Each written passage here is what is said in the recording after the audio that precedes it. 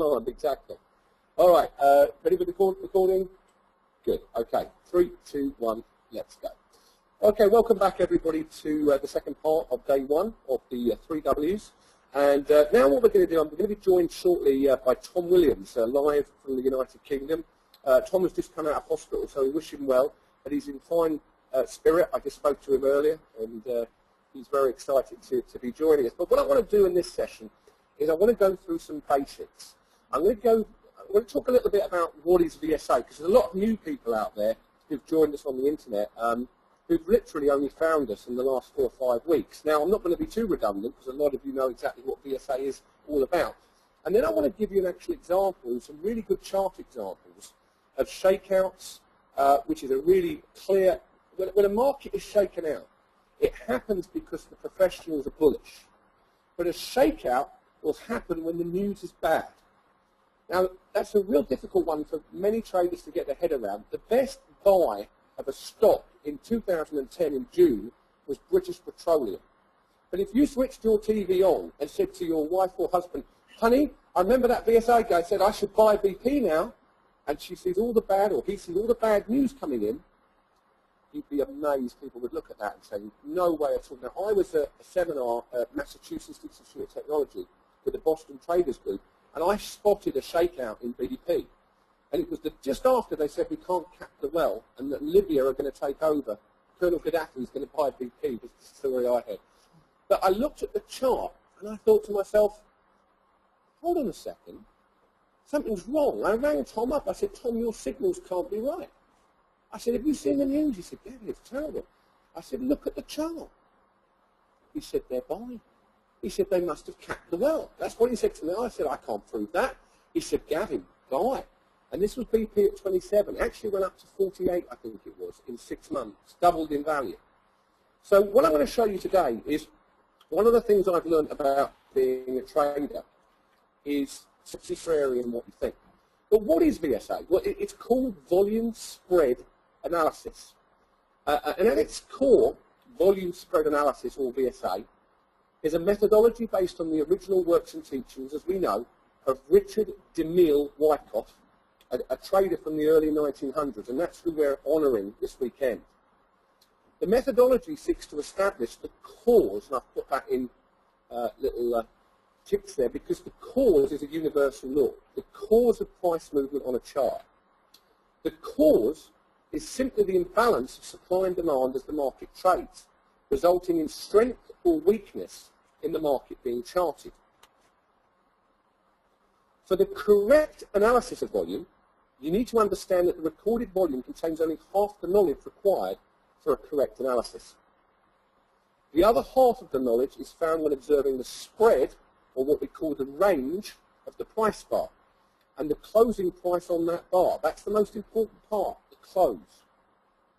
Volume indicates the amount of activity on the price bar. Now, I'll repeat that.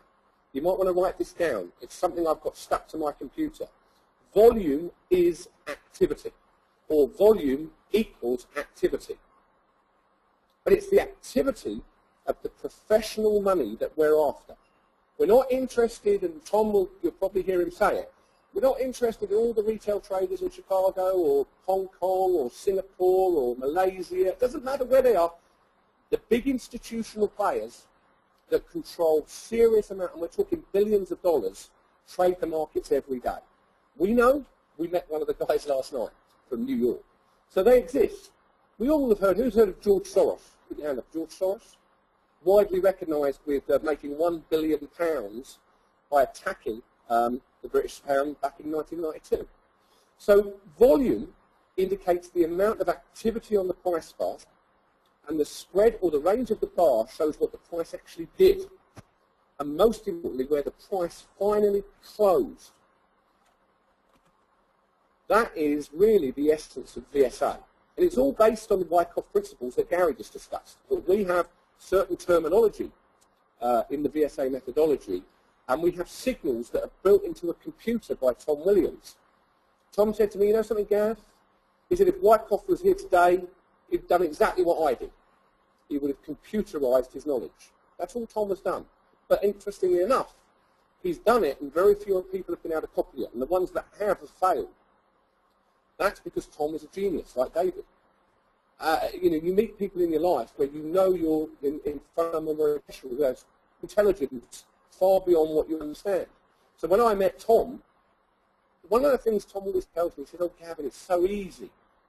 Trading, easy when you read these charts." And I said, "Tom, it's not easy. 90% of retail traders lose money." "Oh, well, they're not looking at charts, Gavin. That's what's the matter." Well, it is. He's got a point. Most traders that lose money overcomplicate the process. They suffer from something called analysis paralysis. Have anyone ever had that? Where you're looking at so many different things and so much information, you've got no idea which way the market's going to go. Gary just made a very valid point in his presentation. He says, "Look, I don't try and go for everything. I keep it. What is the market telling me?" Wyckoff said the same thing. The market unfolds second by second, moment by moment. And it says, he actually said, for anyone that can learn to read the tape, you give yourself a distinct advantage over the general trading public. That was written in one of his books. And so volume is basically at the bottom of this chart here. Most good charting packages contain volume. We, of course, have a charting package with Trade Guider, which shows the volume. Let me ask the audience, if I may, and maybe you can let me know what the answer is. How many of you here use volume currently in your analysis? Yes or no? I hope so. If you've come here and you weren't using volume, it'd be a seriously problem. How many of you currently use volume in your analysis? Let's see what the answers come back. I'd just be interested to see if anyone says no, because a few are. Okay, well, this is great that you're in the right place, because I usually do a lot of seminars with the CME group, the ICE exchange. I'm an educator for the exchanges. When I do webinars in front of 1,000 people, we find that at least 60 to 70% don't use volume. And it's said about 90% lose money in the market, so I'm figuring out why. Volume is honestly, really is the gasoline that drives the markets. So here is my mentor. Obviously, David has mentored Gary. This is my mentor. I was very fortunate to meet Tom over 10 years ago now. It's Thomas George Williams. He was born. Anyone have any idea where Thomas was actually born? Anyone got any ideas? Australia. He was born in Australia. Yeah, he's Welsh by descent, and he was born in 1929. So he says here, if you can read a chart correctly, you will understand the markets do not move randomly, but are moved by the smart money. And you can see their intention at support and resistance levels especially, by looking for the telltale footprints hidden in the volume and price. And then you have a chance to profit by following their footsteps. Volume is vital in your analysis, which is why the self-regulated exchanges around the world will not release the true volume figures until the day after the trading took place. You all know that.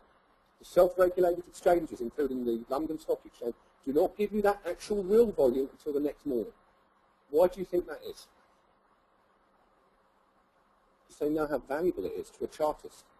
It's like going to Vegas and knowing you're a card counter. You're not very welcome. In fact, you probably get your kneecaps blown off. I watched a program on it the other day. I mean, a guy was a card counter for years, and eventually they figured him out. He made millions from the casino because he understood how to play the game.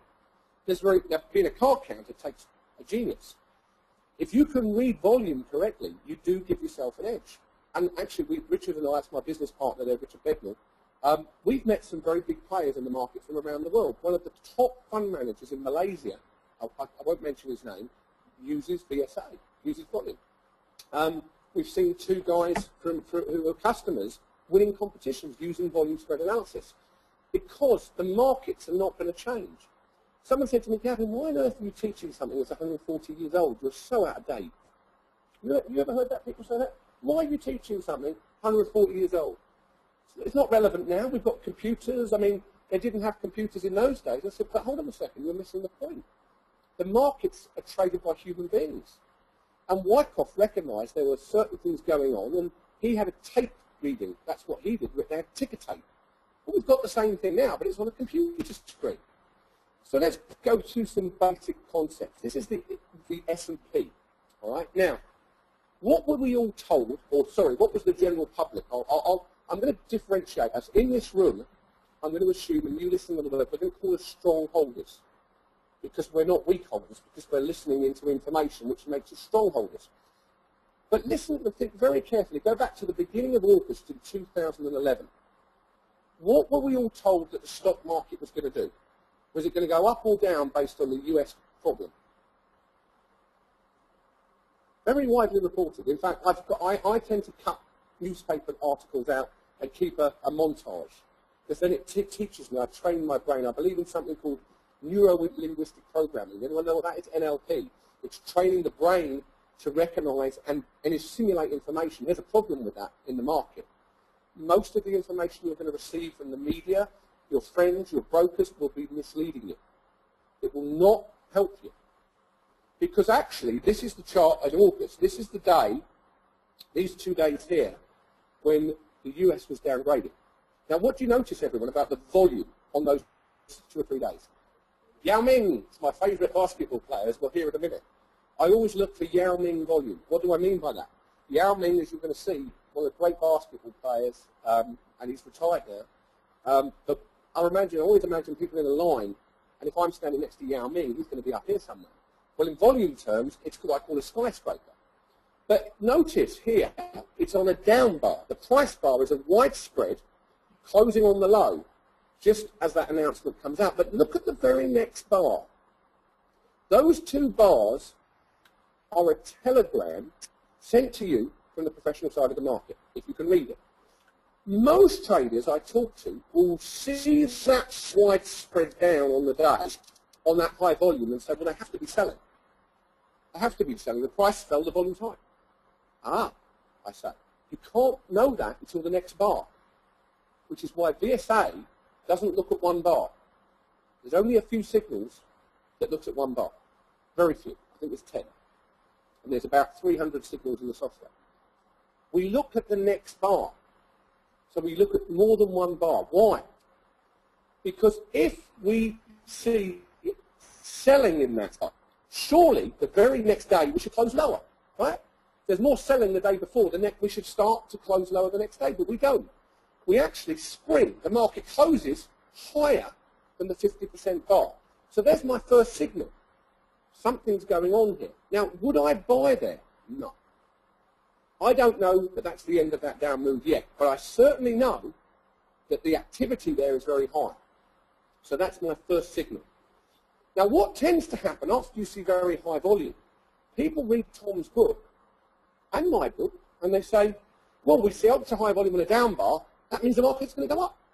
But that's not necessarily true. When we see ultra high volume, we know that supply is still around in the market. There must still be some selling in that volume. And the professionals know that too. So they're going to want to test that area in the future, which is why the market doesn't just, well, sometimes there are 2 signals where the market just goes straight up, and we'll talk about those. But usually you see the market do exactly what it does here. It comes back down into that area of where the high volume was, but now the volume gets lower. Can you see? So now they're coming down, and there's not as much selling pressure on the market. And then over here we come down even further on these 2 bars, and we see the same reaction. A widespread down, high volume, but the next bar closes up. By the law of supply and demand, there must be demand coming in. Otherwise, the price will continue to fall. Now, they're very cunning, and you're going to find out why. Smart money are cunning. They see this support level in the background, and they would mark it down one last time and get rid of all the stops. And it's done deliberately, as I'm going to prove to you. In the gold market, it happened 3 times this year, 4 times last year, and I'm going to show you why it happens and how you identify the place to put your stops. Because the problem is, they see the stops. Professional money, you've got different level platforms. They also know where the herd put their stops, usually on round numbers, usually far too close to the market. Most retail traders tell me the reason they can't make it in the market, they keep getting stopped out. Why? Usually they're trading too much size with a short stop, because they think they're taught wrongly by educators, well, you've got to have really tight stops in. That's really good risk management. If you get stopped out 10 out of 10 times, that's not good risk management at all. In fact, you're going to get caned. So now what happens is the volume here picks up, and we spring and we break this most important level here. But look what happens. This over here, for me, was one of the best setups I've seen. We've made a higher low on each of these bars. Now, this was Thanksgiving, I believe. But we noticed there's no volume, even though it was traded. And the next day, when it opened, it pushed much higher on a healthy increase in volume. It wasn't excessive volume, and the market went up to 1400, as we now know. But the news, I was telling everyone in the VSA club, bullish, bullish, bullish, bullish, all the way through till March. S&P strong. But people in the club were saying, but Gavin, no, hold on, we've got the Greece crisis. Greece is about to go down the toilet. I'm saying, well, forget what you hear. You do not know what's going to happen to Greece, and it's not going to, the markets will react to it, trade what you see. So remember, there's two rules we must never forget as traders. And it's something that took me a year or two to get my head around, because it seems counterintuitive to what you see. Most people say, well, look, if the price is going up, there must be more buying than selling. And I can tell you, there are times when the price goes up on an increase in volume, and there are more buyers than sellers. But often, when you see very high volume as the price goes up, we see and we look at the spread of the bar to see what's really going on, as I'm going to show you. So when weakness or shorting opportunities appears on a chart, they'll appear on an up bar. That's a price bar that has closed higher than the bar behind it. And this will be on unusually high volume. I'm going to say unusually high. If you look back 50 to 100 bars, and this is much higher than all the others, that's unusually high. If any of you are using Trade Guider, the software actually tells you that. It measures it. It goes back 50 bars, I can tell you that publicly. It looks back, and it certainly says that's ultra high. And it also has got an average volume histogram in there that points out, I don't know if any of you've got Trade Guider, but you've got a salmon-coloured area in the software which shows you that there's unusually high volume. Now, this is where I sort of thought, when I first met Tom, that he was contradicting himself. Because he said, right, Gavin, you see weakness very ultra-high volume up bar. And then you see it on very low volume up bars. And I said, that doesn't make any sense, Tom. You can't be right. It's either one or the other. And he said, no, it's not, it's both. So I said, explain that. It doesn't make sense. He said, well, think about it. What did I just tell you, Gavin, volume is? I said, it's activity. So what is high volume? I said, well, it must be high activity. Okay. So if it's the activity of the professionals in that high volume, they've done something. They've moved the market. Let's say they've sold into that high volume. The herd have seen higher prices. So they want to keep buying because they think it's going to keep going. The market then very often holds its level. After you see high volume, it doesn't just, sometimes you get two-bar reversal, but usually it holds, it comes down a little, but it stays there as the market maker tries to encourage more longs.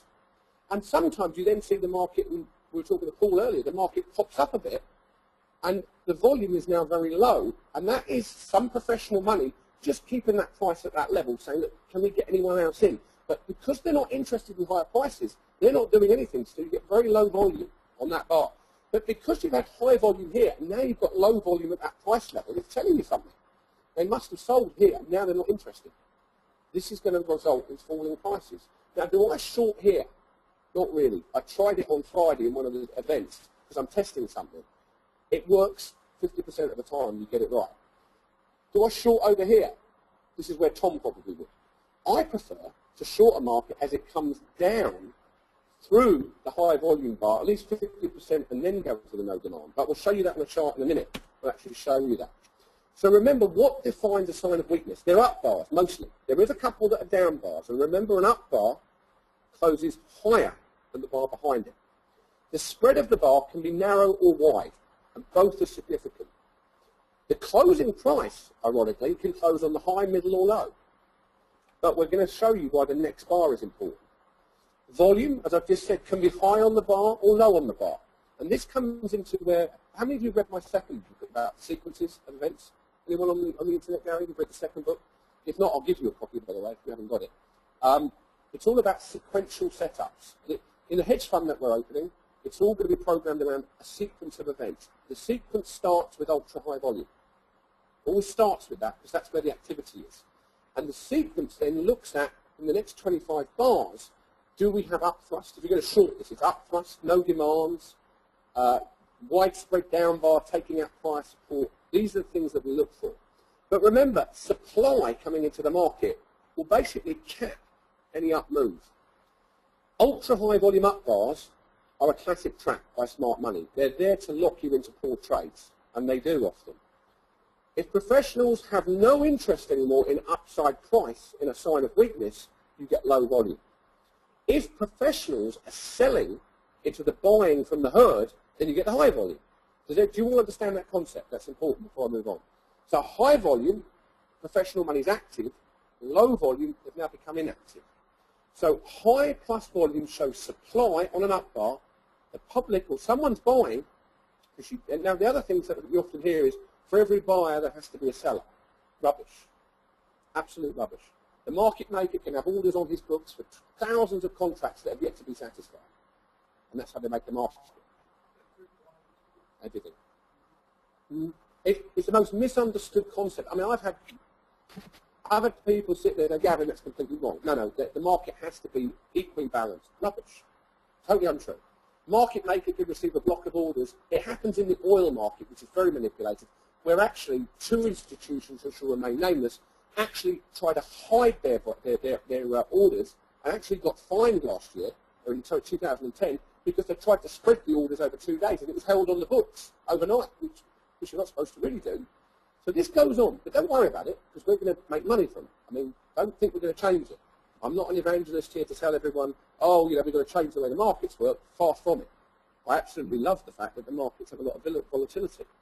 So remember, low volume shows no interest from smart money. Here is my favourite signal ever. You ever see this? Right here, and this is on Caterpillar. What do you notice? This is this bar here. What do you notice about the volume? Just shout out. What do you notice? Ultra high. How do I know it's ultra high? Well, actually, TradeGuider actually tells you that down here, but we go into this salmon colour. But I can use my own eyesight. I can say, look, behind me we've got volume. Suddenly, it's there. The second, just tell me what you observe on that bar. That's good. What else? There's a really important. Yeah, that's good. But there's one more important thing. Look at it. Yeah, but look at it. Look at all the other bars behind it. What does that bar do that these bars? It is. What else has it done? GAT. That's what I'm looking for. It's GAT. This is classic. This is the day of a news event, and the news will be fed to the public the day before that Caterpillar are about to make an announcement. And it's great news. And you'll turn on CNBC, there'll be Jim Cramer hitting his bull, saying, oh, this looks really good. Caterpillar's a big buy, we're expecting great earnings tomorrow. This is going to be good.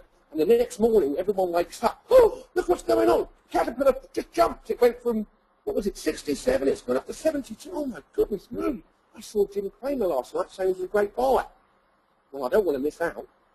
I'm going to buy. Because I see the volume coming in. They're all buying. This is wrong.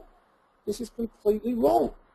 Because the clue on that bar, well, we know they can't be buying there, because what happens to the very next bar the next day? That's the gotcha bar. And there's two of them on that chart, that one and that one. What is interesting, this is called the end of a rising market, okay, this signal. And Tom's going to talk about it when we bring him in shortly. And it's his favourite signal. And in fact, his syndicate made a lot of money just with that one. If you take one thing away this weekend with us, and you just look for those signals. Now I can say, without, giving away any secrets here, that our hedge fund software is going to be scanning multiple markets for just that signal on its own. With that. And does it need confirmation? I prefer to wait for the next bar down. But the best signal after that is what Gary talked about earlier. Look. Here and here. Look at the volume. There's no volume. No demand. Why is there no demand? Because we sold back here to the idiots that would buy from us. And the news is always going to be good. And that's the problem with this. It's counterintuitive. Human beings see price rises, and we don't want to miss out on what we think. It just happened in gold. August, as you're going to see. Everyone was told. In fact, I went to an airport, and there was a Coca-Cola machine, vending machine. Next to it was a gold bullion vending machine. Now, when that happens, it's like the housing market. You know you're in trouble. Seriously. You know when I came to America, and my father-in-law wanted to buy a house for my wife and I, and this was, I'd been in America, and I said, something, I don't like this. Something doesn't feel right. And he said, what do you mean? I said, well, flip this house that I'm watching on your American channel here.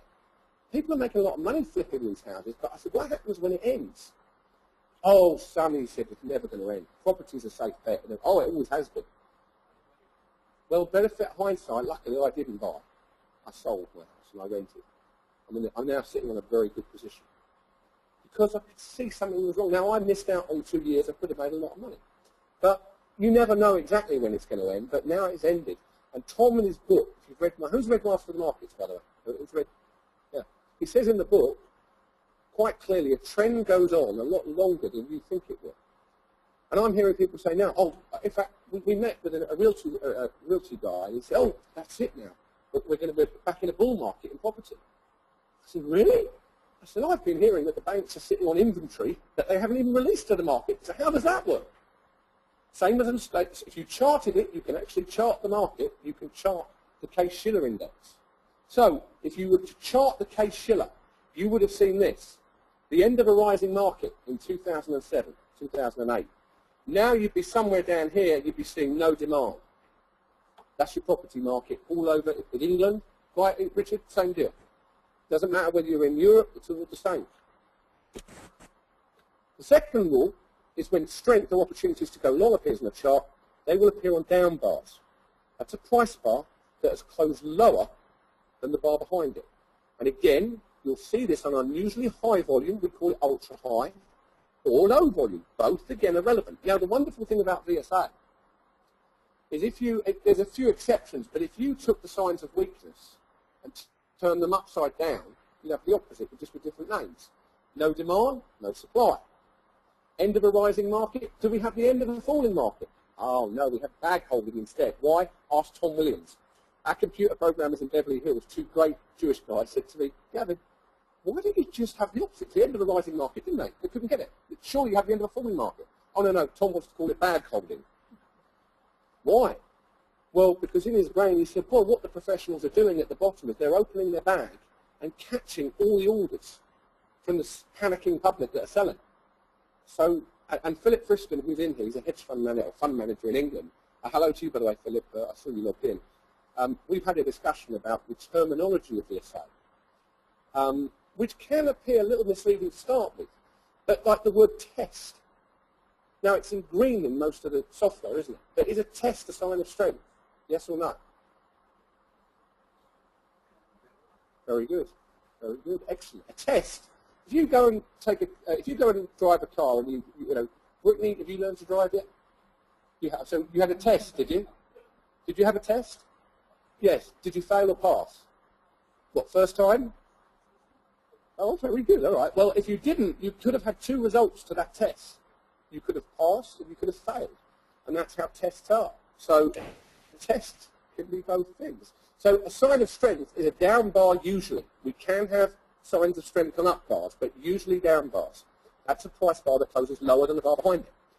A narrow spread bar is really good signal, as I'll show you. Closing in the middle or low, can close on the high as well, actually, I could put there. Volume on these bars can be high or low. Narrow spreads indicates no professional selling there. This buying that's coming in will almost cap any attempt for the market to move down. Ultra high volume down bars, a classic trap. If professionals are no longer interested in lower prices, you'll get low volume. If they're buying, like in the example of British Petroleum, then you're going to get higher volume as the panicking public sell. Now, when I say the public, let me just be clear. It's not just the public that get it wrong. As you're going to read. Welcome to GoToWebinar, Web Events Made Easy. It's lost its connection for a second. 2,000 hedge funds or 3,000 hedge funds went out of business. So even they get it wrong. You just need to mute it, that's right. Yeah. So, and then we also see that when you get high volume, that's showing some demand coming in. If the public are selling and professionals think there's a bargain to be had, they're going to buy. And again, low volume shows no interest to the downside. Here is my favourite signal to buy, and it's Tom's as well. Just 1 second, let me just, take it off. Yeah, 1 second a minute, everyone. You press me.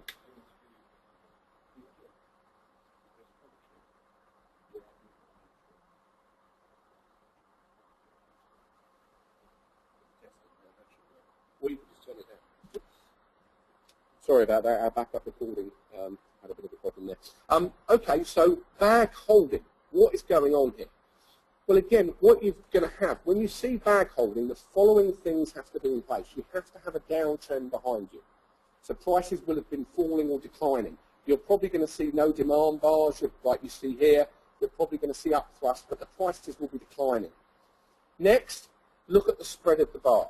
Okay, very narrow. It's almost the opposite of the end of a right. Well, it is the opposite of the end of a rising market. Spread is narrow, closing in the middle. They most often do. If it closes on the high, even better. But look at the next bar. This is a setup I'm giving you right here, so really focus on this.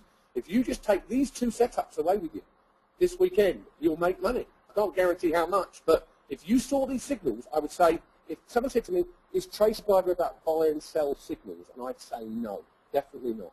Green does not mean buy, and red does not mean sell, unless it's in a sequence. But these two signals, for me, are as close as we have in the software to buy and sell signals. And again, I'll encourage you to go and find them and see what just don't trade real money, watch what the market does. What I like to do when I see these signals is I like to see something like this straight afterwards. The market comes down to the top of the bar here, and we have a sign of strength coming in. We call that, can anybody have a guess what that's called? Hazard a guess, that signal there. I won't tell you what it is. What's it called? Say that again? Yeah. All got it right. No supply there, because the market comes back down and there's now no volume because the professionals have bought back here, and as the price comes down a couple of days, they say, hey, we already bought, we think this is a bullish stock. We got this stock at a bargain, so we're happy with that. So we're not going to participate in downward movement, and we know it's a good signal because it's confirmed on the next bar. By the way, that stock went on to rally like something like 350%. So these signals work. I mean, bag holding an end of a rising market, I could write a book just on those two signals, because there's plenty of places where you see those on a 5-minute chart on the S&P, you see it on the Dow, you see it on the currencies, and it often moves the market down 10, 20 ticks on a 5-minute chart. If you're trading 20, 30 contracts, that can be a very good trade, depending on what size account you trade. But you can also see these on monthly charts. Like with gold, I saw a signal called a buying climax, which is where it tells me professionals are not interested in higher prices. Right, let me ask a question to the audience. I'll ask you just to put your hands up. Do you think the financial markets are manipulated? Yes or no? I will get everyone here is in agreement, I think. Does everyone here say no?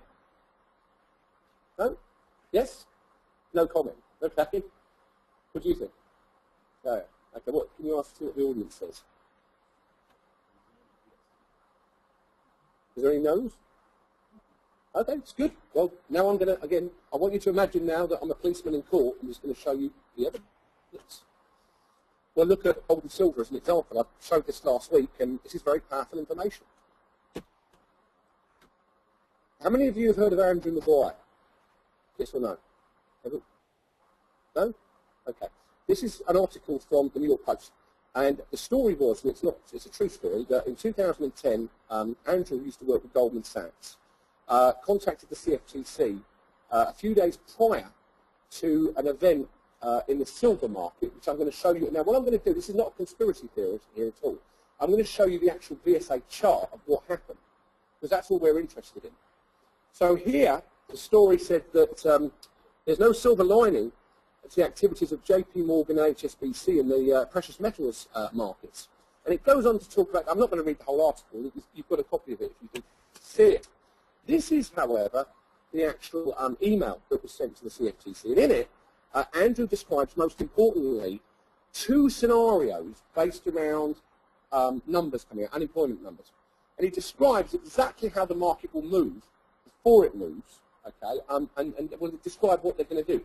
What is going on here, by the way, is they're going to do exactly what I mentioned right at the beginning. They're going to market through previous support areas and then buy it all back for a profit, having taken out all the stops. That's a very profitable game, by the way. So he says here, scenario one, the news is bad, employment is worse. This will have a bullish effect on gold and silver as the US dollar weakens and the precious metals draw bids, spiking them higher. This will be sold into within a very short time, 1 to 5 minutes, with thousands of new short contracts being added, overcoming any new bids and spiking the precious metals down hard, targeting key technical support levels. Scenario two, the news is good. This is what actually happened. Employment is better than expected. This will result in a massive short position being instigated almost immediately, with no move up. This will not initially be liquidation of long positions, but will result in stops being triggered, again targeting key support levels in the past. Both scenarios will spell an attempt by the two main short holders to illegally drive the market down and reap very large profits. Locals, such as myself, will be invited on board, which will further add downward pressure. The question I would expect you to ask is, who is behind the sudden selling, and is the entity or entities holding a concentrated position? How is it possible for me to know what will occur days before it will happen? Only if a market is manipulated could this possibly occur. Now, that was fairly well reported. You're never going to see that on CNBC. You're never going to see that on CNN because it's not palatable. People don't like to see that. But let me tell you, if you want to be a professional trader and make money in these markets, you've got to understand the game we're playing. And I was asked it a few weeks ago, Gavin, you do education for the exchanges. Surely they don't like you talking about this sort of stuff. I said, sure they do, because they want people to trade and make money. They do not want people blowing their accounts out. People think that the last thing the exchanges around the world want is for people to blow their accounts up. It's not good for business. It's not good for the reputation of the market. But the good news is this. We can see, as trade VSA, what's going on, and that gives us an edge. This is an article actually from, it's the only time I think on the mainstream media I've actually seen this reported. This is 2010. The headline was, "Everyday investors wonder if the market's rigged."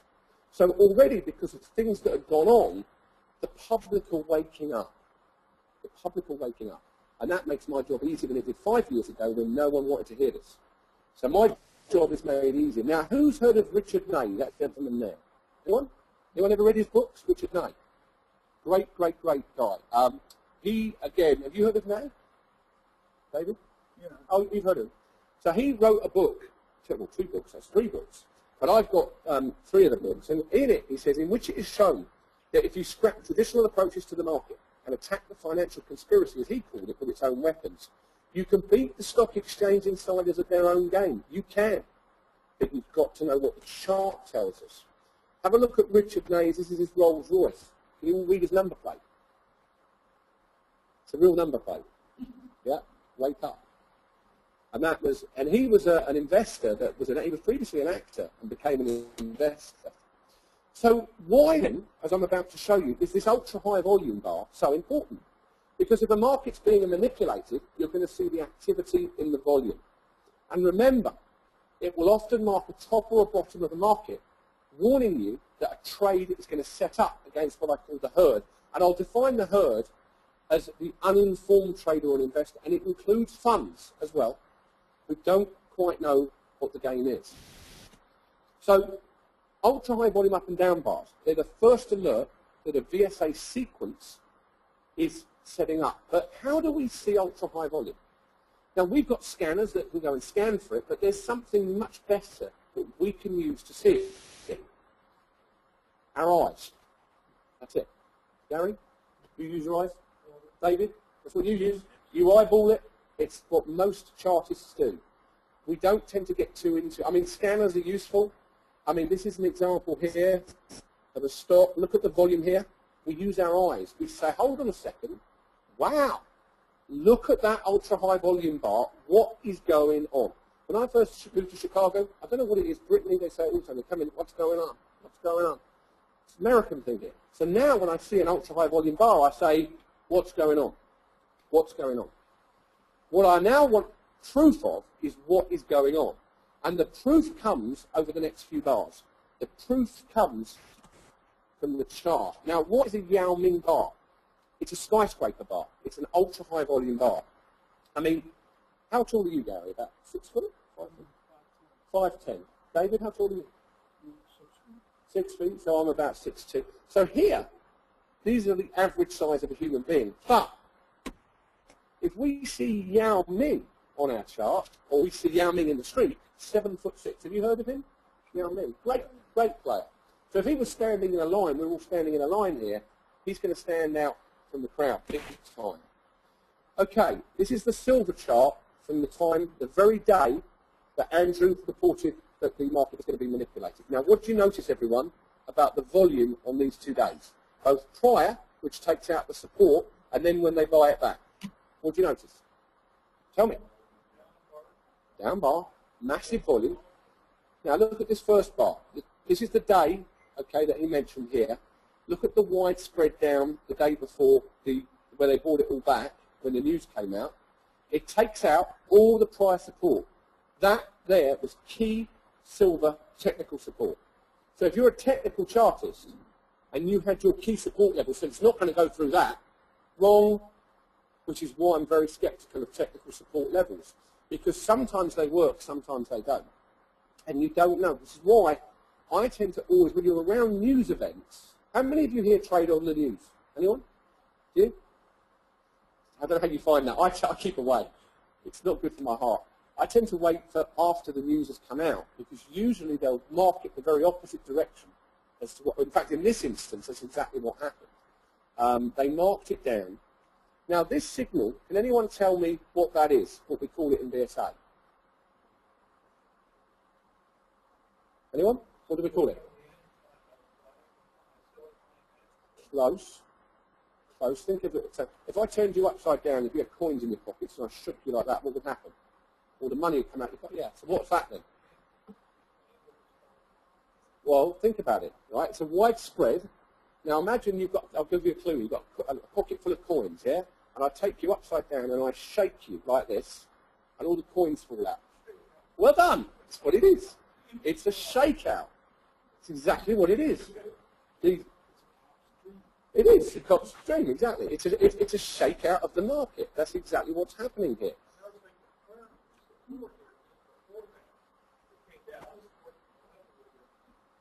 This is the key area. You see that green signal there? That signal there, and that signal there. Because the market had bounced off it, the silver had bounced off it 3 times, as Andrew said in his email, there's already a strong technical support area. In order to get through that area, they've got to get the locals and the big, they've all got to get them together and push it through it, hence the volume. This is the day that the market was manipulated. He told us 2 days before. When I showed Andrew the chart, he went, because you can see it. And the best part is look at the next bar here. This is confirming the shakeouts worked. But even then, I wouldn't buy there. That's where you buy. There or there. Can anyone tell me why? Nope. I want you to look very closely at this price spread of the bar, right? Look at the range of the bar, the high and the low of the bar. The volume is high, the bar behind it's high, but that there is important because unlike this bar, this next bar closes up. But I wouldn't buy there. This is where I would buy there or there. Can you tell me why? Put your hand up, yeah, go on. Very close, very close. The gentleman about it said it proved it's going up. That's a very good point that you just made. Now think of the universal laws that drive these markets. Supply and demand, cause and effect, effort versus result. Yeah?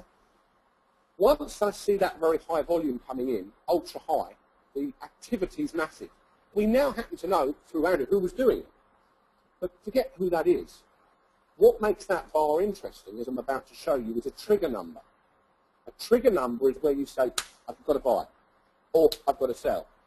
And I haven't written a lot about this. You're going to see this more in this presentation than I've ever talked about, because most people don't know where the trigger is. But there's a very good reason, as I'm about to show you, that right the way up that uptrend, there were several entries. Now, you alluded to this, Gary, with when you were talking about an uptrend after climactic action. It pulls back on low volume. Okay, now look what happens here as it pulls back. The volume dies down. Look at the volume pull back, dies down, low volume. So what I'm looking at is very simple in my VSA sequence. Part 1 of the sequence. Show me professional money, give me your telegram. What up to? Here, we clearly must be buying because the next bar's up. Because the trend is against me, I don't know. It's like catching the falling knife. It could mark it down further.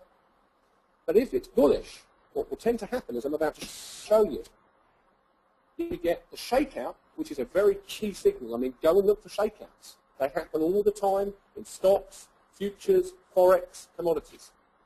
But there's the picture, look. The shakeout does exactly that. It shakes the money out of your pocket. It frightens people. It gets rid of it.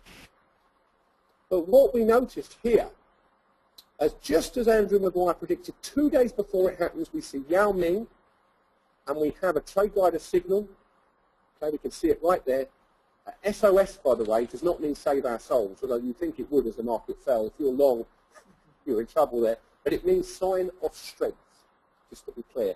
And SOW is not a female pig, it's a sign of weakness, simple as that. So here we have a sign of strength. The price is marked down, it's taken out all prior support, and then it's bought back at lower prices because professional money here. Can anyone tell me what the price of silver went up to after this? Anyone hazard a guess? Well done. Why? Why 50? Brilliant. Well done. Yeah, brilliant. That's exactly what happened. Now, I said this to someone a few weeks ago. I said, yeah, well, silver went up to 50 because that's where it was in 1981. They said, don't be so stupid. We've got inflation. I mean, silver could not, it must be much higher than that. No. Silver went to $50. In fact, just a few cents before, the Hunt brothers cornered the market. Well known, well reported. And then right at that level, they lost a lot of money as it collapsed.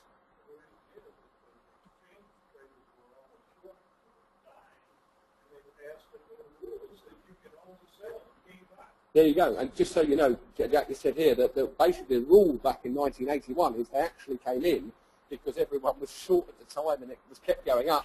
They said, well, you can only now sell, you can't buy. And as a result, it bang, down it went. Exactly. But the key is what, sorry? Liquidation only, says David. Yeah, absolutely. Liquidation only. So the trigger number, what is it? It's a place to pounce. One of the biggest reasons traders kick themselves all the time, indecision. They don't make the decision. Now, I was guilty of that myself the first few months of trading. So I began to think of what happens if you pull the trigger. In a gun, it's going to go bang. Well, in a market, you're going to be in the market. Okay, you're pushing a button. It's so easy to place a trade in the market right now. A monkey can do it. Anyone can do it. You could just go in, and that's why there's a lot of gamblers in the market. I've met a lot of gamblers. I don't consider any of you here to be gamblers. I hope you're not, because you're here to learn. And a lot of people treat trading as Vegas. So they just think, they get excited, I just put an order in. I've seen people do this. And I've seen people lose a lot of money because of it. But trigger number is a logical reason to take a trade. Because your brain has said, I can see X here, ultra high volume. I can see Y here, no supply. I can see point here, I'm making higher lows on the bar. I've got 3 reasons to go long. So a trigger number gives you the reason to pull the trigger. After the shakedown, here's what you do. You mark either, now there's 3 points you can mark. The top of the very high volume bar for me is the one I look at. So the highest volume that I've seen, I mark the top of the bar. Why do I do that? Very simple. We've got something called effort versus result, supply and demand, and cause and effect. I know that if the effort here is to buy, and there's no sellers down there, the price is going to go through the top of that very high volume bar. And once it does, as it happens, it's going to change the trend. Trade Guider does it by putting the diamonds on. I usually wait for 3 green diamonds on the daily chart, but I won't touch and even consider a long trade until the top of that very high volume bar has been removed. Next, what I look for is a pullback, and we actually get signals all the way up here, all the way along. Notice the market never comes back down through that line. It's a great place to put a stop, a few ticks below that line. Because if it does get marked back down, sometimes it does. Don't get me wrong, I mean, there are other examples where they will mark it back down to that level. But on that sort of volume, in fact, silver continued to rally massively. So we look for these triggers, but key to it, as Gary showed you earlier, this is now a VSA point of view, the shakeout is the climactic bar that Gary described. It then begins its change of behaviour that we talked about, and then it pulls back on very light volume. Not once, but several times. And the market is making new lower highs. Lower high, lower high, lower high. So it's actually showing me, it's telling me that the smart money here have built a cause for the market to move up. Wyckoff talks about this all the time. For a market to go up after a down move, it needs to build a cause. Some causes are built very quickly, like this one. A lot of them in stocks. Bob, I know you said you're a stock trader. When you see stocks, they tend to do this. They fall, climactic action, test, retest, retest, retest, all one, another retest, and then they build their calls. But if you watch that bar there, and you might wait 4 months for an entry, and then suddenly the market goes above that top bar, look for your no supply. Because that then is proving you've built the cause. Tom Williams, I don't know if you've heard, David, have you heard the expression churning the market? Churning it. That's what they did. The syndicate did it all the time. They churned the market. So a shakeout, when we see it, wait. Don't rush in. What I look for after a shakeout is for the market to move above that level, and then there is the signal that completes my sequence, the test after the shakeout. And they're all numbered. So the numbers are there for a reason. In my second book, I've given you some of the sequences I use. And they work. Because everything I'm showing you here may well have been in hindsight, but I do it in foresight all the time. So they are there. The question is, at the time you see them, are you going to take the trade? And that's the wonderful thing about trading. I do not know your individual personalities. I've just met you. I do not know, or I've met Paul before, but I don't know your risk tolerance. I don't know whether you're trading a $20 million account or a $2,000 account. So for me to be able to tell a group of people this is the best way, and most educators say this is the best way, only this way. Wrong. We give you the tools to read the chart, and then you adapt your personality style according to that. And I found from the successful traders like Steve, who's a customer, like Earl, Tim, the others, they found that they've adapted what Tom said to their own style and personality, and I encourage you to do the same. So, always be contrarian. Okay? Chart will never lie to you once you read it. Remember, in August 2011, US downgrade by S&P, buy gold, sell stocks. That's what we were told to do. The fact is that, unfortunately, as we now know, gold hit a 6-month line straight afterwards. Fact. I'm not making this stuff up. I still ask people now, so what about gold? It's very bullish, Gary. Yeah, very, very bullish. Well, bullish because they're programmed from what they heard. They said, no, everyone's buying gold. Gold has dropped, it's made a 6-month low. But the news you read, I'm going to show you something in a minute I found last night, which is not in your sheet. I fell off, well, Richard here, I fell off my chair laughing when I saw it. I said, I've got to put this in. Talk about, the media, the way they put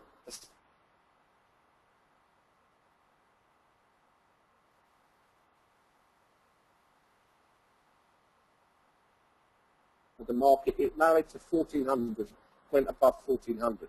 Fact. If you don't read the newspaper, you're uninformed. If you do read the newspaper, you're misinformed, says Mark Twain. There's probably a lot of truth in that, as I now know. Now, being an ex-policeman, I can assure you, it took me a few years to reprogram my brain to understand the truth, because I come from the system. I'm a system man. Don't get me wrong, I joined the police to help people, and that's but when I got in there, it was a different world, I have to admit.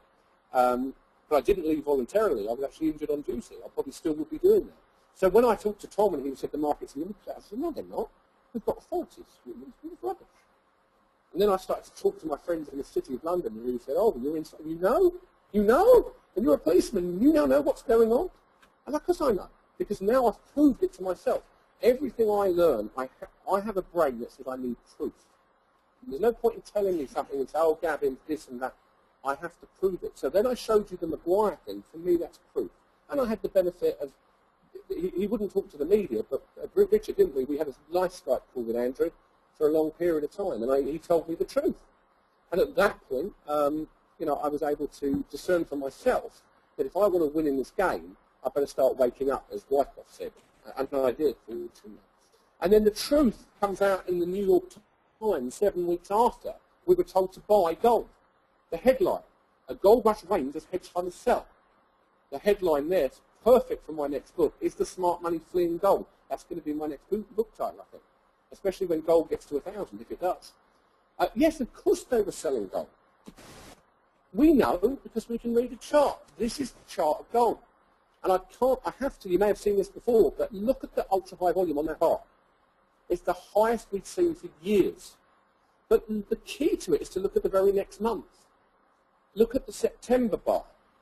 If that bar there is not going to disappear from the chart, okay, that selling in that bar is not just going to disappear overnight, is it, Gary? Because supply is now present. And to go up through that is going to take a hell of a lot of effort, and I don't see it. In fact, consistently, the level I gave on YouTube was 15.55. Gold hit that 28th of December 2011.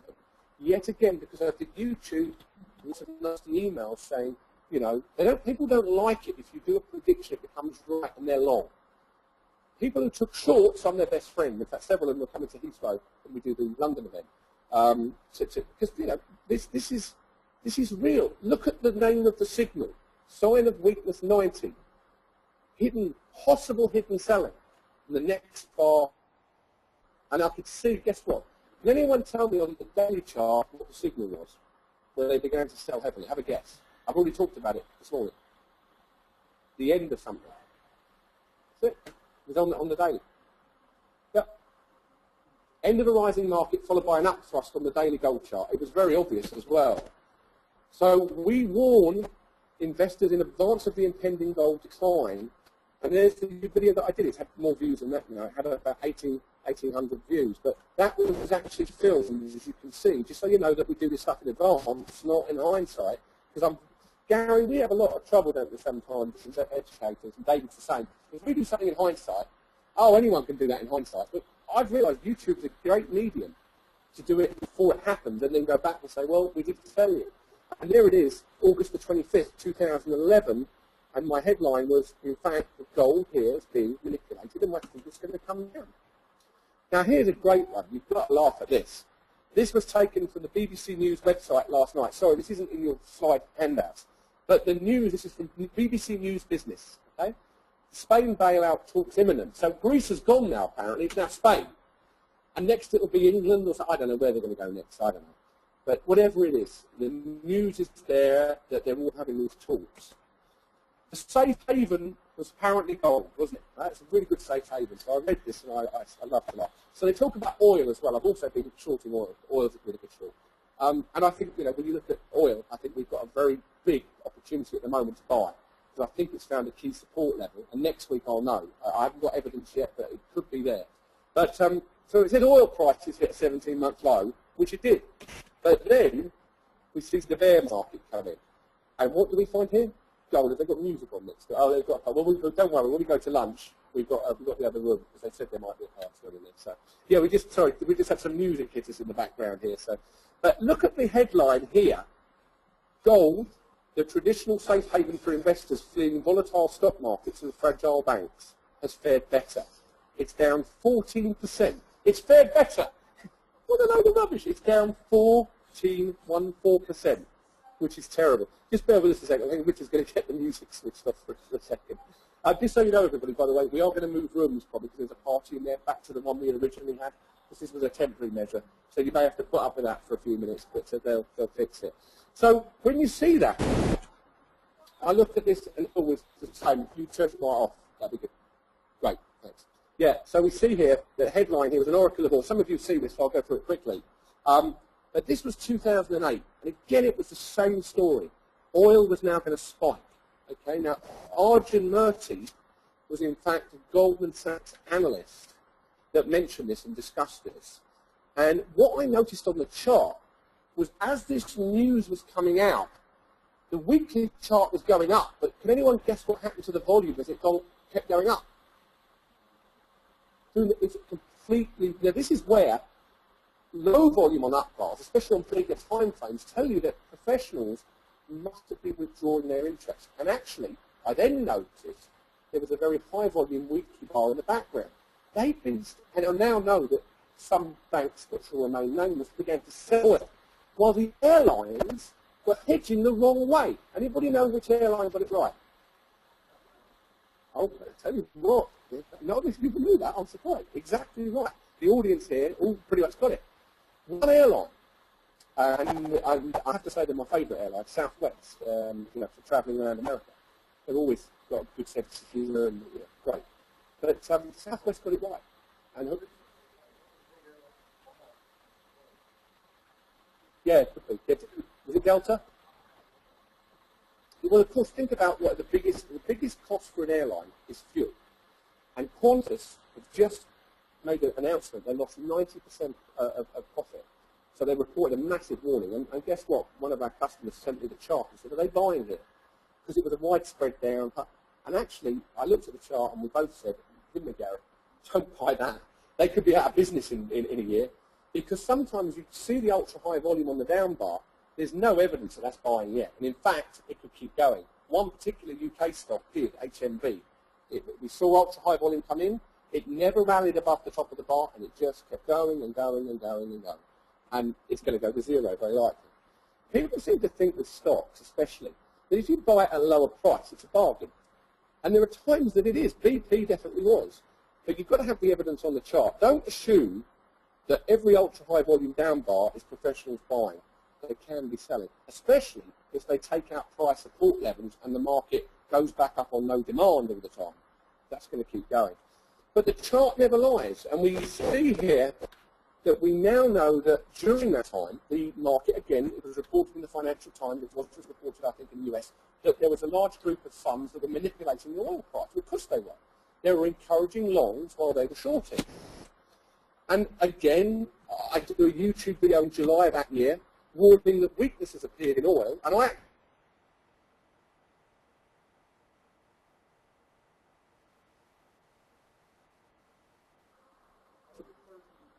Well done, 34 bucks.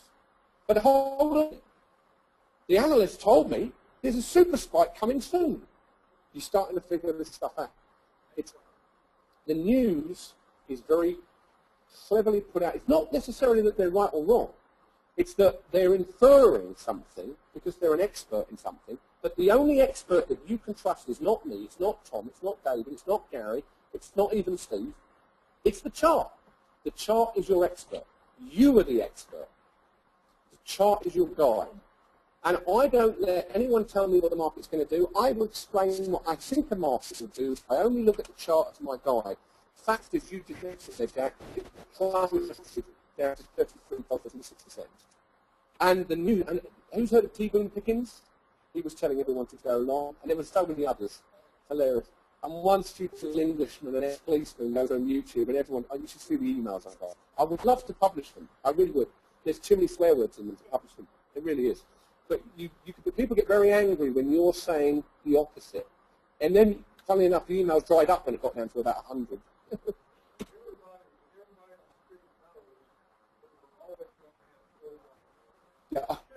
Yeah, yeah, exactly. Exactly that. And in another example here, we find silver, just again massively plummeted in 2011. How many? I don't know. How many of you trade commodities? Okay. So silver, we showed in Trade Guider's scanner a week before it plummeted that they were distributing. They already were distributing this commodity before the plummet. How do I know that? This is the end of day program Trade Guider, and in it we've got the scanner. What it looks for is signs of weakness in a cluster. No worries. So we see this massive cluster of red indicators coming in here, here, here, here on the July silver contract. Now, I don't see hardly any strength, so I go and look at the chart. What do I see? Prior to the decline, at point A, what do you notice about the volume? Yao Ming again. Point B, high volume, so they're called an upthrust. So they're upthrust, so they're distributing a week before the decline. So imagine if you see this. Now the C is the final part of the puzzle. You've now got no demand. That happens within 5 bars. Again, if you ever see that, get ready to make money. That is a shorting opportunity. They come about once every 2 months. And guess what? The scanner picks them up. And guess what? The hedge fund, that's what we're looking for. Of course we are. But what I love about, what do you notice about point A that I think is the most important point of the bar? What do you think is the most important point? Well done. Absolutely correct. Several people have shouted out the close. Why? Because it closes below the 50% level. Only one thing what can cause that. Only one thing can cause that. Supply is overcoming demand. It's the only thing that can cause that. Meaning, for every order, because silver, the news was that silver was going up. It was going to get higher. It was going to breach its level of 50, which was the hunt level. But of course, that was the news. The fact was this bar here, which gapped up a little bit, actually, on the, it was a slight gap. But what we saw was the close on the low. As soon as I saw that, and Trade Guide picked it up very well, there must have been supply overcoming demand. And then there we go. There is the chart. That's what we call, that was the weekly. This is the weekly chart of silver. The week before the decline, a big red signal, okay, supply has entered the market, and then we have end of a rising market. That's what it looks like. Fresh high ground, narrow spread, ultra high volume. We scan for these. We can find these. Yeah, it's not difficult to do. But they don't, let me just warn you, they don't come up very often, which is why you might see these on the weekly chart once or twice a week. So, okay, yeah, I'm going to bring Tom in right now, actually. So we've got 2 minutes. Okay, that's cool.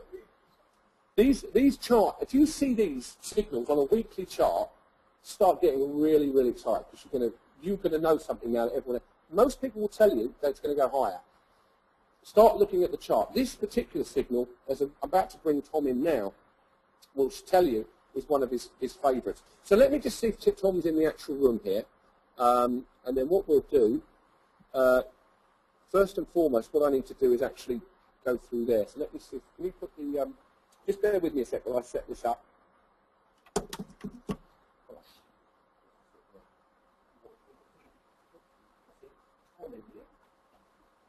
Hello, Gavin, Tom here. I'm in the room. I'm in the room. Well, just so you know, this is going to be a bit more interesting. About 30 minutes. We're going to break it from 12 to lunch anyway. And then we'll probably move over to the other room if there's a lot of noise. All right, okay, Tom, sounds great.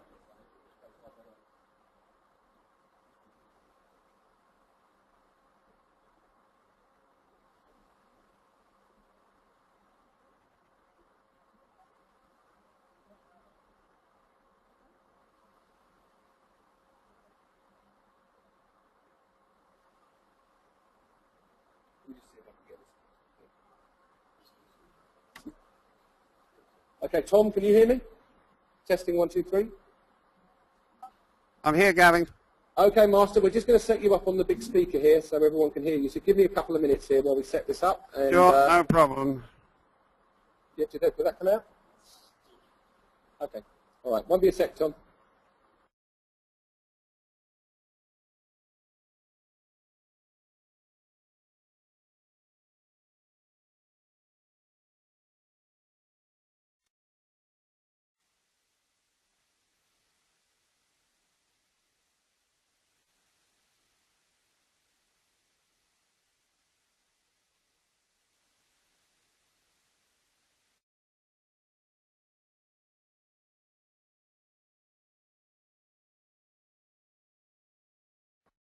Okay, let's do a quick sound check. Testing 1, 2, 3. Testing 1, 2, 3. Testing 1, 2, 3. Testing 1, 2, 3. Okay, we're just going to test this microphone here, so it won't be a second.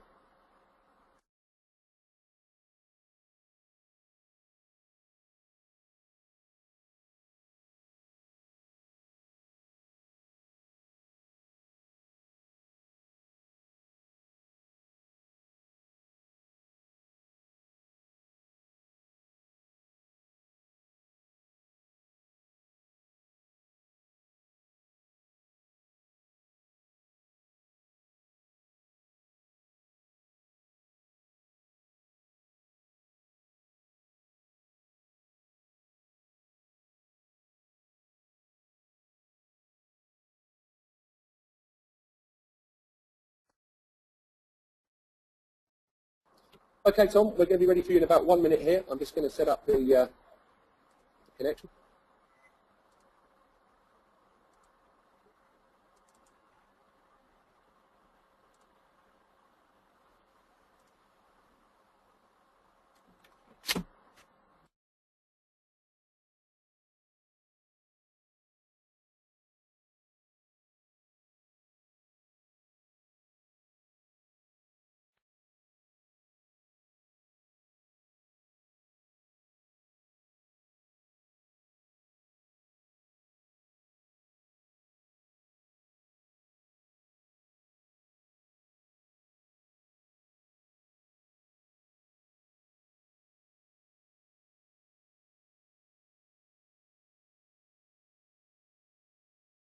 Okay, let's just do a quick sound check. Testing 1, 2, 3. Testing 1, 2, 3.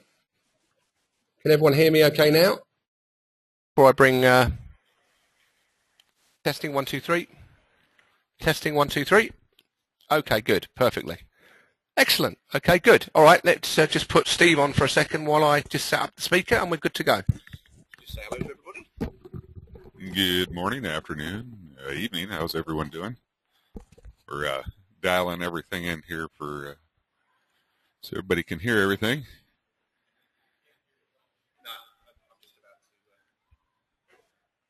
Hey, Lean. Hi, Mark. Hey, Brian. Nice to see everybody in here. Hope everybody's enjoying the day. A lot of excellent stuff coming up. It's loud and clear. Nice to see you in here, Steve. You enjoying beautiful Honolulu? We'll be good stuff. Good stuff.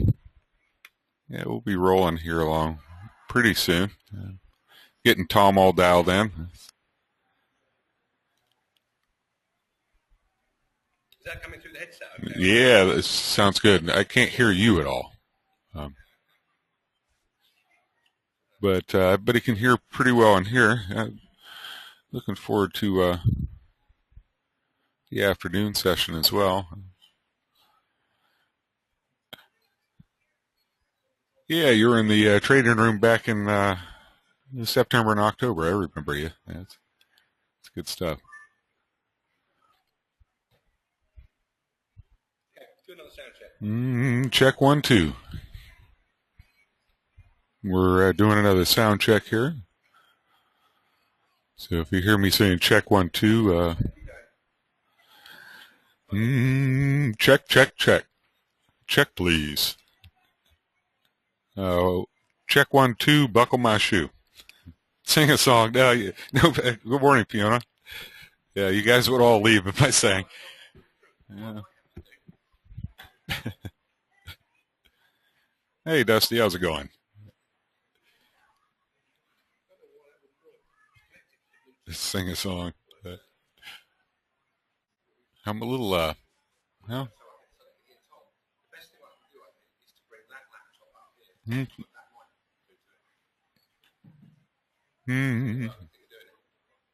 want to carry it over there? Yeah, that's probably going to work. Excellent, Eileen. I didn't break the door down, so that was a good thing. Let's just mute it. So we're going to mute for a second. We're going to mute for a second. Welcome to GoToWebinar, Web Events Made Easy.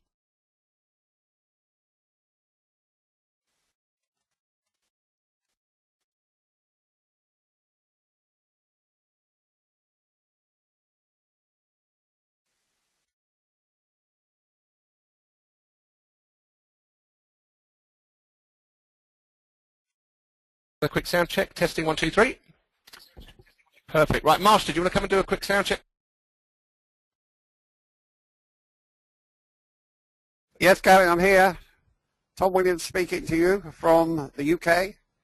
Can you all hear me?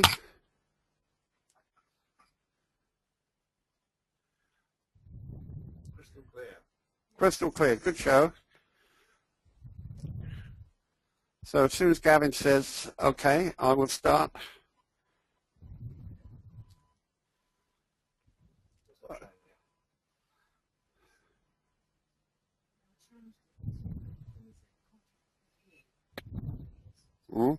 Just one.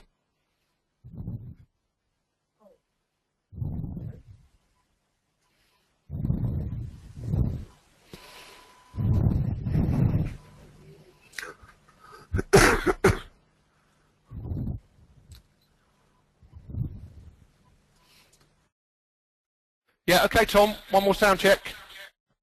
Okay, yeah, Tom Williams here. Can you hear me, Gavin? Tom Williams speaking to you from The Worthing. stage is yours, Master. The stage is mine. Yeah, well, I always call you the ringmaster, so I have to wait for you to crack the whip and give the okay. And I can talk now, can I? Yeah, go ahead, Tom. Okay. Okay. Now, I must admit, I don't religiously sit here and listen to all your speakers talking. I hear you've got, of course, you've got Gavin, you've got Gary Dayton, and several others there. Now, I don't sit here listening to them religiously, so I'm not quite sure. I'm not worried about what they say, because we all talk the same language, and that's a language that was laid out to us by Richard D. Wyckoff over 100 years ago. Carry on, right, okay. So we all speak the same language, and I may put things slightly different.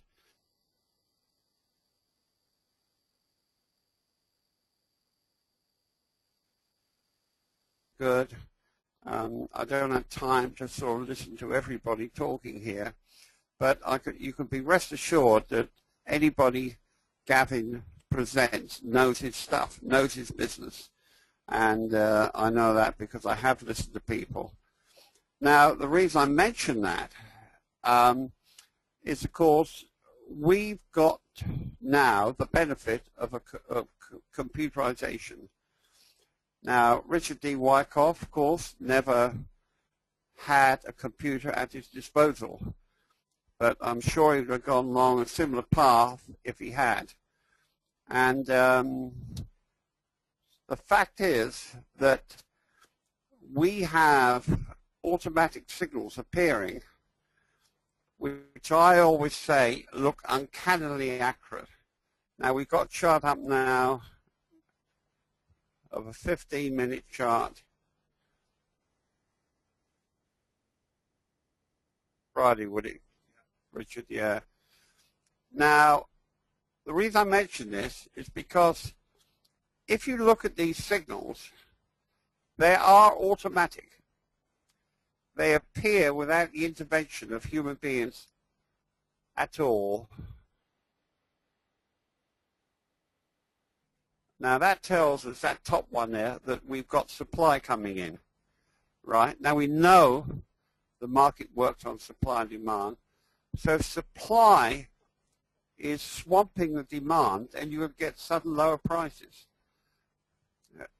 right? So what I'm saying is, I'm not glorifying the signals. What I'm saying is that if these signals come up automatically, and they are what I call uncannily accurate, then that means in turn that we must have instructed the computer that has no mind, it has no soul, it has nothing. It just simply does what you tell it to in the form of programming language. And therefore, if the signals look good to you, then the information that we must have fed in, the information that we're giving you, right, must be reasonably the way markets really work. And this gives you all the confidence in the world. You're not wasting your time. It's not some guy on a website telling you they have secrets that nobody else has and all this nonsense. And you've got to pay $5,000 to attend the course before they tell you what the secret is.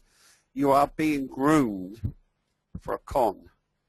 And you can be rest assured. But this, we never do that at all.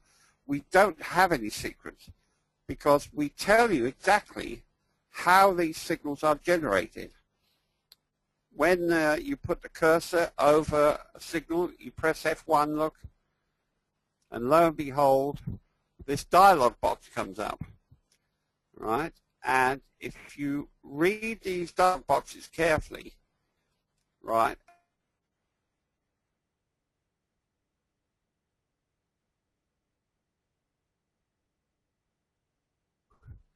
so we don't have any secrets. We're telling you the secrets. That's why Gavin always says the chart cannot lie to you. It's there. And the same thing with a computer. Unless you give the computer in the form of a programming language the right information, it's not going to come up with anything that looks any good at all. It'll be just gambling, chance, and it's certainly not based on any mathematical formulas at all. The market, it's been shown many, many times, does not respect or does not have to respect so-called mathematical formulas. And I have, of course, a pet theory about mathematical formulas, that you may see a mathematical formula that looks pretty good in hindsight. But keep in mind that if there was a genuine mathematical formula out there that worked every time, then the big money, or even you, would be onto that immediately. And the fact is, as soon as it started, you would be trading it. It would dilute the formula, and you wouldn't have the full formula there in the first place. That's what I think. And the formulas, a lot of them only look fairly good because in hindsight haven't been traded sufficiently. But here, these signals that we have, they come up automatically at the live edge of a market.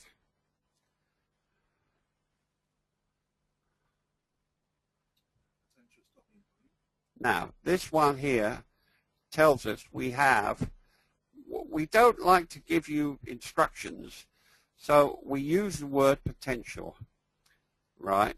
So it's like the weather forecast said, potential rain. You know, it looks like stopping volume, right? And usually it's correct. Now, stopping volume, of course, is a sudden surge in volume. You can't see that very well because it's Globex. But the fact is it's plummeted down here. The computer spotted it. It's closed in the middle, look. The volume must have increased, and that came up with what we call stopping volume. And we know, when you hear Gavin talking about smart money, it's not necessary, well, it is the smart money, but the smart money is traders that can hit the market with 4,000 or 5,000 contracts or more, and they follow each other, a lot of them. So you have this vast amounts of money coming and going, which alters the balance of supply and demand. And when they come into the market like this, don't forget, it's a principle here that big money, imagine if you are a professional trader and you've got 5,000, you want to put 5,000 contracts in, you cannot buy as the market's moving up. You have to buy as the market's falling. And of course the market falls, usually on bad news and all this sort of stuff. So that's why you've got to be cagey with the news, but that's stopping volume. And it's a very, very sure sign the professional money have moved into the market. So that's what you're looking at right there.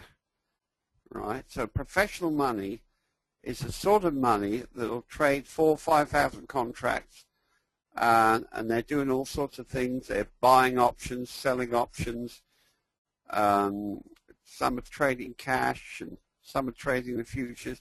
But they're all trading the market, all this money that comes in.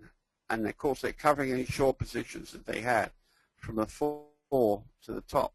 Of course, this is more or less, this is a 15-minute chart. So we're more or less trading here on a small time scale. Some people might call it scalping. And this is the most difficult thing in the world to trade, scalping like this, where you can make money on these short moves up and down like this. And but once you can read these charts, and we hope to obviously get these charts even better than they are, once you can read a chart and you know what's going on, then what we say is your skill as a trader has to kick in. And then you'll be well on your way to becoming a professional trader and earning a living from the market like this. So that's stopping volume. Right now, market goes up on that response until we get a sign of weakness suddenly appear up here. Look, this is Friday's action. Supply here. So read these dialog boxes. There's a lot of information there. They were completely re-edited by Philip Tristan, and he's done a fantastic job there. Right, the market falls on that, but lo and behold, as another signal suddenly appears on the low. Well, excuse me. Now that says a potential selling climate. Well, the reason why it said that is because you've got this down move, but look at that volume. Look at that massive volume there that's coming. Pardon? Where the market opened, of course. Yeah, that's true. Peter's just chipped in. Peter's sitting by the side of me, and of course that's when the U.S. market opened. Now don't forget, this volume all along here is Globex. But soon as the market kicks in, the S&P pit opens up, then you get this terrific surge in volume, but it still seems to work, look. Right, so in other words, really, you can see there, professional money, when they're buying, they have to buy on a down bar. Right, so there it is, a beautiful example there. Now, once you're in the market, what we recommend, or I recommend, is that you follow what we call the simple trending system. And that works because once professional money has got some sort of position in the market, they have to make sure that the bull move continues in such a way that it doesn't encourage other traders to sell. Right? And how to do that is that if the close of the bar is higher than the close of the previous bar, right, it produces a blue bar, look, and that tells you the thing's trending up. This will keep you in the market a lot longer than you normally would do, because it's very, very easy to be shaken out of a trade far too soon. I've had many people say, oh yeah, Tom, I got in on the low, but I sold far too early. I could have made a lot more money. But this gives you some idea about how to stay into the market. Now move the chart forward, look. So we've got this trending system, look, blue bars up. Now you allow, the system will tell you, you allow for one down bar, right? And that down bar should be on low volume. And when we say low volume, because we use relative volume, it's low relative to the previous two bars, two volumes. Don't forget the volume at the bottom is the amount of activity that's taking place. And we know that it's professional activity creates this volume, this activity. Okay, so when you see this low down bar and low volume, look, you know the market is still wants to go up. So you stick with it, look, up, up, one down bar again. And again you look at the volume, and again the volume is low, look. So you know it's potentially still bullish, look. So in other words, it'll help you stay in your trade a lot longer. It's very easy to get shaken out of a trade. Up, up, up, up, up. Right, still going up. Now I'll just move the chart forward a bit. Still going up. Now, right, up. Now, this is the first.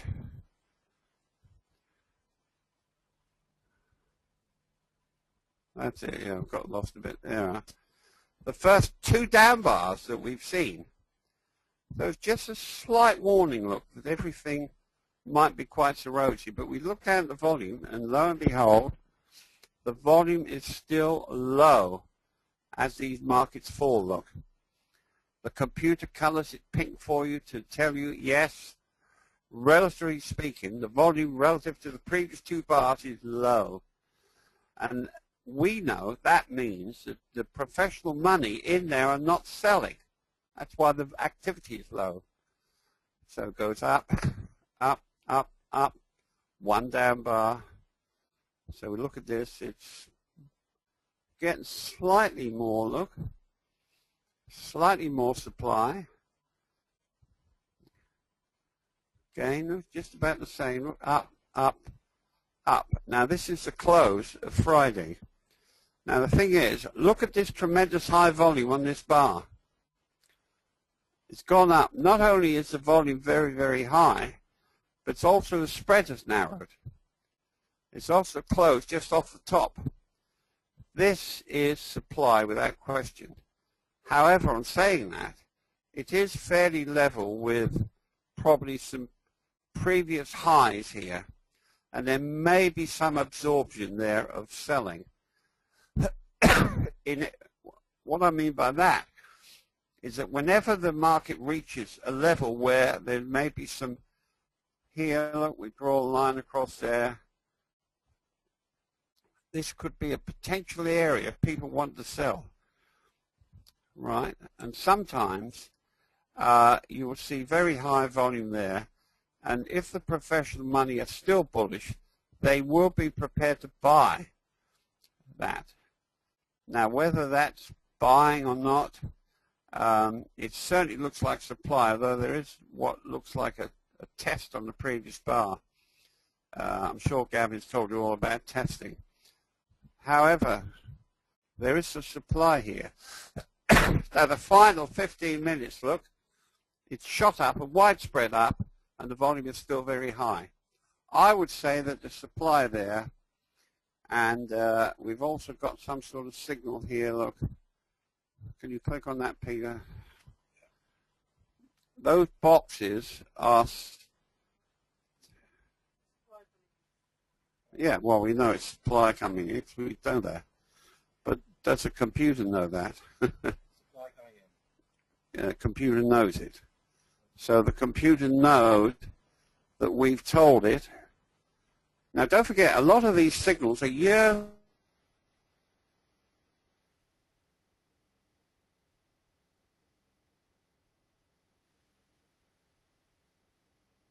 work. So we know it's not going to change. And it'll be the same in 10 years and 20, even 100 years' time. They'll still be working. And you hear people say, oh, well, that's very well. But what about if the market conditions change? Well, if the market conditions change, then all that means is that the volume and the relative spreads change. So as far as VSA is concerned, it's self-adjusting. It does not, because we're not using formulas. That's why we don't use an open price, because open prices are usually used because of the formulas. But we don't need that. We know the markets work on supply and demand. And there's definitely supply present at the close of the S&P 500 on Friday, last Friday. You would expect that market to, well, you have to read it as it unfolds, and especially Mondays when they open up. If they start testing the market on Monday, in other words, if you see a sudden down bar, especially if the spread is narrow as it goes down, especially the volume has to be low, right? The computer needs to color it pink, right? That's an indication that, yes, there was some supply there, but that's been absorbed. Don't worry about it now. This market wants to continue up. But on the other side, if you see an upthrust, which is orchestrated by market makers and pit traders, well, market makers especially, they know the market's weak. They know they're holding it up as best they can so it could sell more into any wave up, in other words, any wave up that makes the market go up. They want to sell into that. They know perfectly well the market's weak, and some may hold it up longer than other times. But when you see a sign of weakness appear, something like this, and then you see what we call an upthrust. It looks like a telegraph pole up on top of a hill. It goes up, right? you could be on good news. It collapses on the low, and the volume can be low or it can be high, but usually it's low. In other words, no demand. As they mark it up, you see the volume is very low because the professional money know that it's just been marked up and they're not interested in participating in any higher prices because they know the market's weak. And that's a sure sign. This is a time to sell or go short or whatever.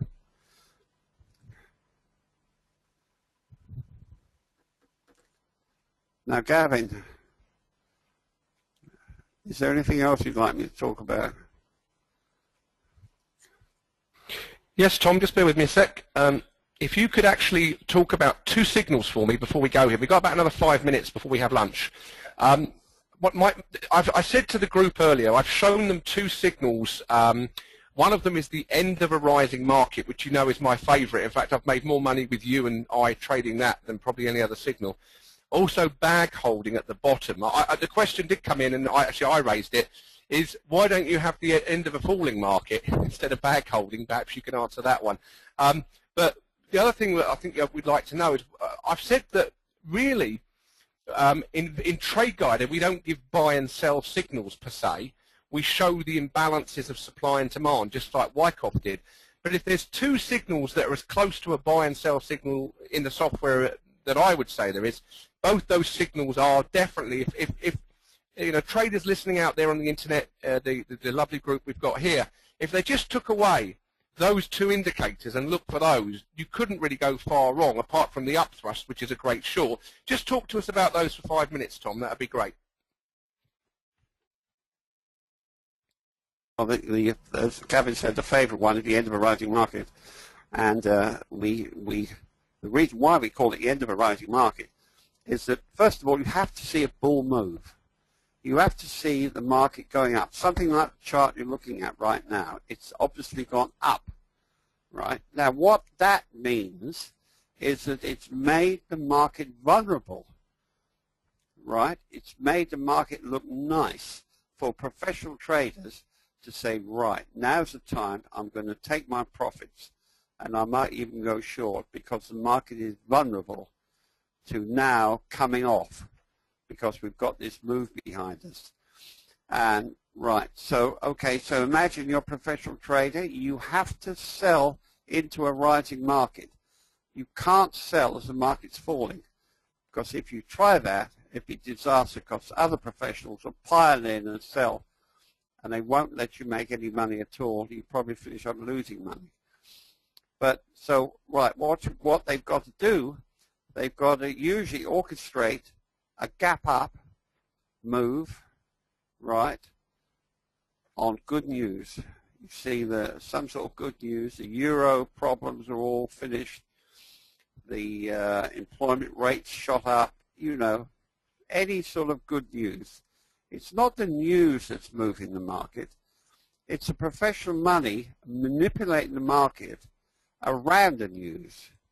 And that's why they advertise the news events so clearly for you. You know, I know if I ask Rita sitting here, what's the news? And she'll tell me all the news events that are coming out probably next week. Now, you'd be very naive to think that the professional money were not fully aware of what those news events were going to contain. They probably have written a lot of it, because like the politicians, if they want to know something about the market, they go cap in hand to the stock exchanges, and ask them.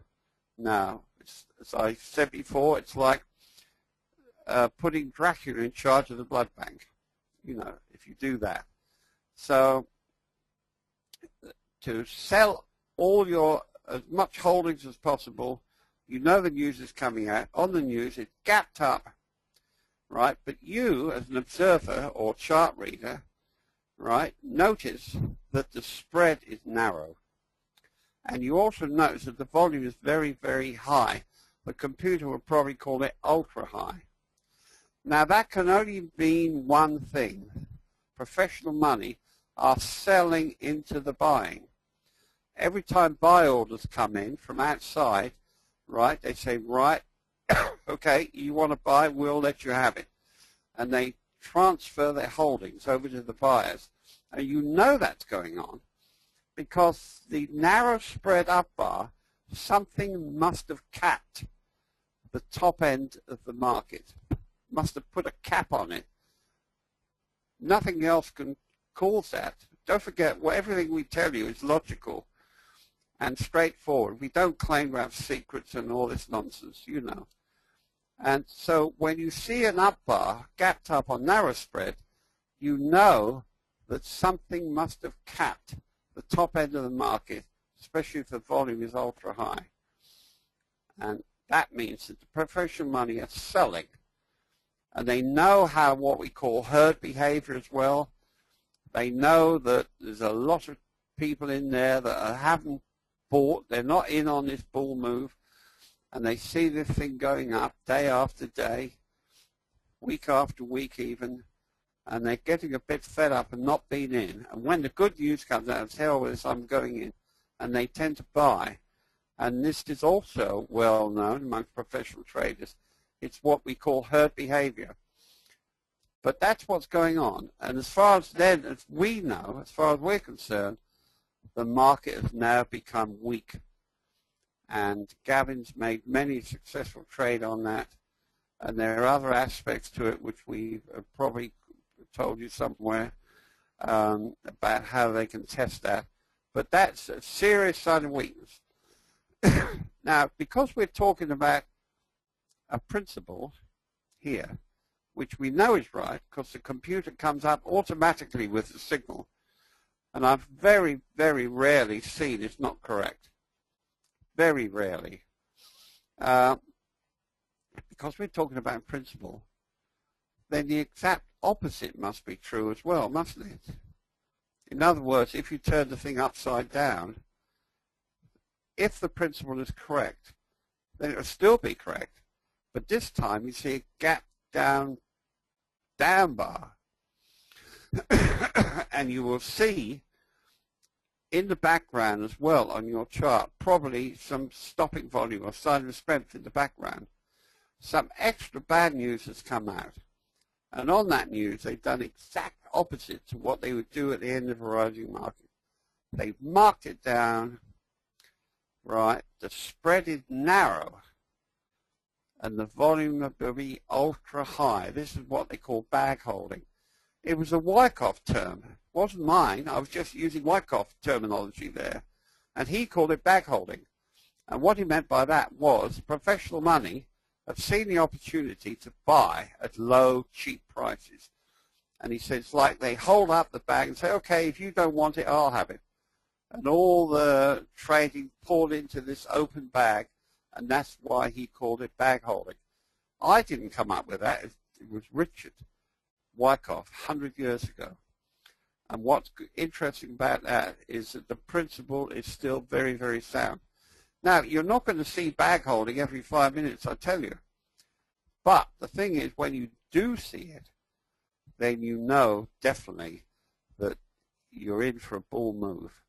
And you can trade on that information very successfully. But so bag holding is the exact opposite to end of a rising market.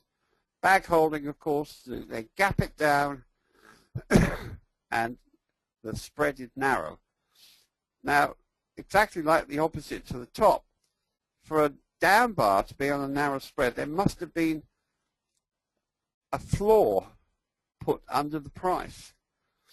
In other words, the price must have reached a certain level, and at that level, all the professionals said, right, I'll have it, we'll take it, and that creates a narrow spread down bar, and it's a very strong sign of strength. Very strong, but you won't see that every 5 minutes, I can assure you. But the thing is, as a Wyckoff expert, if it happens, when it happens, you should recognize it immediately, and then your skill as a trader has to kick in. It's not easy trading, because, see, even if you witness a bag holding event, if suddenly you're sitting there in the morning, and the market's plummeted down. It's churning away at very high volume. All the news is bad, right? The TV programs and everything are telling you that it's got to be a hell of a lot of selling going on. What else can they? They don't know. They say, well, it has to be selling because it's high volume and the bar's down. So it can't be anything else but selling. But you know differently. It's actually buying from the professional side of the market. And that's why you will easily get misled. In other words, you can witness bag holding, or you can even witness end of a rising market. But are you geared up to receive that information as it is? In other words, overriding all the apparent bad news, or good news, whatever it is. And that's part of your skill as a trader. Because in hindsight, you can look back and say, oh my God, look, if I'd have bought that or sold that, look what I'd have made. But you would hesitate because you're not geared up for it. Why should you be geared up for it? Normally, you won't be geared up to buy something that plummets down in the morning, volume is very high and the news is very bad. You say, well, that doesn't make sense. I'm not going to buy on that. But that's the difference between a professional trader or a Wyckoff trader knows what he's talking about and a I call them amateurs. Gavin? Master, that's superb. You sound like you're on fine fettle, to say the least. You sound like your trip to the hospital didn't do you too much harm. We're just about to have lunch here. We've got a lovely spread here. But you sound well, Tom, which is good to hear. Okay. Can we all give Tom a round of applause, just so he can hear? So, there we go. Well done, Master. Yeah, you can take a bow now. We're all imagining you there. Thank you very much. We're going to break for lunch here. We're going to be back with you at 1 p.m. Chicago time here. It's now 12:09. We've got a lovely spread here. In fact, it's an awful lot of food to eat. So we'll be fully stuffed. But we've got to stay awake because we've got David Weiss on after lunch. David's not going to be eating any lunch, he's told me, at all, because he wants to be on... Oh, sorry, maybe I mistook that. Okay. A little bit. Okay, right. And so we'll see. I hope you're all enjoying it so far. I've got tomorrow... I've got a lot. We've got to one of my slides there that's going to lead very nicely in to how we use trigger numbers, and then I'm going to give you some very specific setups in my presentation tomorrow afternoon, which goes on for a couple of hours. So after lunch, we've got David Weiss, and then wrapping up, we've got Steve Phillips, who's going to be really getting into some VSA stuff. So great stuff, everyone. Hope you're all enjoying it. How do we send you sandwiches, Fiona? I'll pack one up and put it via FedEx. It's to Australia, and you can see if you can get it, but I don't know how we're going to manage that one. All right, everyone, we're having lunch. We're back at 1 p.m. Chicago time.